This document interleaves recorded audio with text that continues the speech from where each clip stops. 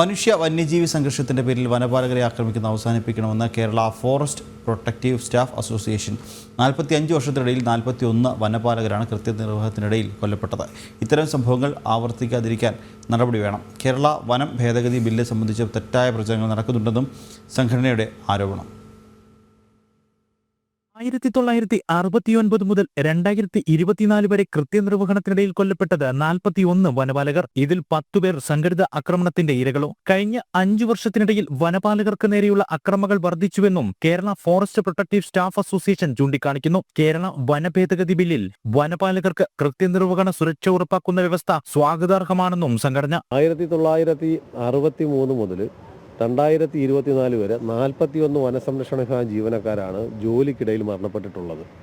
ഇതുപോലെ ഒരു കേരളത്തിലെ ഒരു വകുപ്പ് പരിശോധിച്ചാലും ജോലിക്കിടയിൽ ഇത്രയും മരണപ്പെട്ട ജീവനക്കാരെ കാണാൻ കഴിയില്ല. ഈ സാഹചര്യത്തിൽ Kerala forest protective staff association ശക്തമായി ആവശ്യപ്പെടുന്നത് ഡ്യൂട്ടിക്കിടയിൽ തടസ്സപ്പെടുന്നത്, അതായത് കൃത്യനിർവഹണത്തിന് തടസ്സപ്പെടുത്തുന്നതിനെതിരെ ഉള്ള നടപടിയെടുക്കുവാനുള്ള അധികാരം ഈ ഭേദഗതിയിൽ കൂടി നടപ്പിലാക്കണം.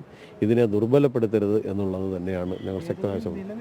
വനത്തിനുള്ളിലെ പ്ലാസ്റ്റിക് നിക്ഷേപം, സ്ഫോടക വസ്തുക്കൾ വനത്തിനുള്ളിൽ ഉപയോഗിക്കൽ, ജണ്ടകൾ തകർക്കുക തുടങ്ങിയ കുറ്റകൃത്യങ്ങൾക്കെതിരെയാണ് കേരള വനഭേദഗതി നിയമത്തിൽ വകുപ്പുകൾ കൂട്ടിച്ചേർത്തിരിക്കുന്നത്. ഇത് എങ്ങനെ വനവാസികൾക്കും കർഷകർക്കും എതിരാകുമെന്ന് സംഘടനയുടെ ചോദ്യം. വനഭേദഗതി ബില്ല് സംബന്ധിച്ച് വ്യാപക കുപ്രചരണങ്ങളാണ് നടക്കുന്നതെന്ന് സംഘടന ആരോപിക്കുന്നു.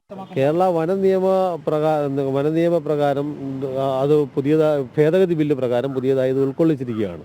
നിലവിലെ അതിനകത്ത് ഞങ്ങളുടെ അധികാരം കുറഞ്ഞിരിക്കുകയാണ് ചെയ്തിരിക്കുന്നത്. കാരണം ഉദാഹരണമായി പറഞ്ഞാൽ വനനിയമപ്രകാരം വനത്തിനുള്ളിലൊരു കുറ്റകൃത്യം ചെയ്യുന്ന ആൾക്കാരെ ഫോറസ്റ്റ് ഉദ്യോഗസ്ഥൻ എന്ന് പറയുന്ന നിർവചനത്തിൽപ്പെടുന്ന ഫോറസ്റ്റ് വാച്ചർക്ക് അറസ്റ്റ് ചെയ്യാനുള്ള അധികാരമുണ്ട്. പക്ഷേ ഈ ഭേദഗതി ബില്ലിനകത്തൂടെ ഈ അധികാരം എടുത്ത് കളയുകയാണ് ചെയ്യുന്നത്.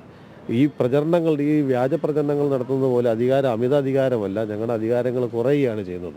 വനപാലകരുടെ കൃത്യനിർവഹണ സ്വാതന്ത്ര്യം ഉൾപ്പെടെയുള്ളവ ഉറപ്പാക്കുന്ന ബില്ല് സംസ്ഥാന സർക്കാർ പ്രാബല്യത്തിൽ കൊണ്ടുവരണമെന്നാണ് Kerala forest protective staff association ആവശ്യപ്പെടുന്നത്. ജനം, പത്തനംതിട്ട.